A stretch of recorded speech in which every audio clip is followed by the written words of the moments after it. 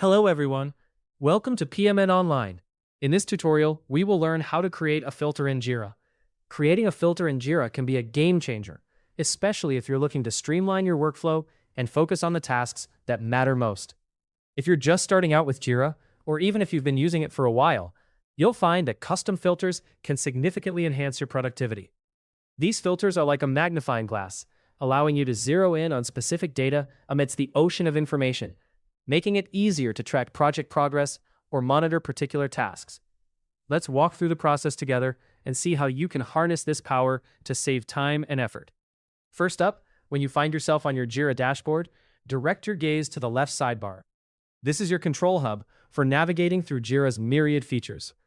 You'll want to click on the Filters button, which is prominently displayed on this sidebar.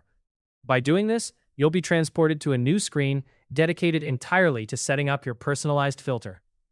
Now that you're on the Filters page, the next action is to click on the Search Work Items option. This is a powerful feature that allows you to sift through the myriad tasks and projects currently being tracked in Jira. Here is where customization truly begins. Think about what specific data you need to access quickly. Do you want to keep tabs on tasks due this week? Or maybe you're interested in issues assigned to a particular team member. Or perhaps you're keen on monitoring items flagged as high priority. The filter tools available allow you to define these criteria precisely, aligning them with your specific needs. It's worth taking a moment to ponder which specific information will be most beneficial for your current tasks or projects. A well-thought-out filter can save you from unnecessary distractions and keep you focused on your goals. Once you've set your criteria, the next step is to save your filter.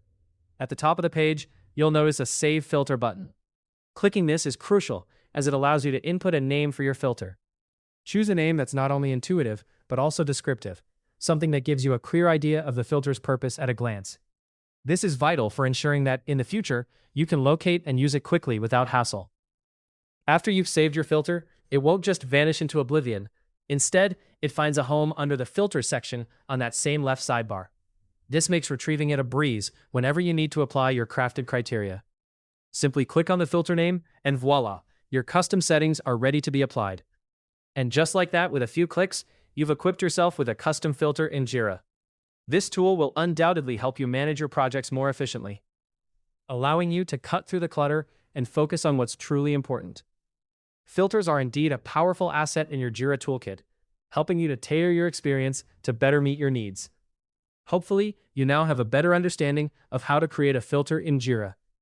For more step-by-step tutorials and guides, subscribe to PMN Online and never miss an update.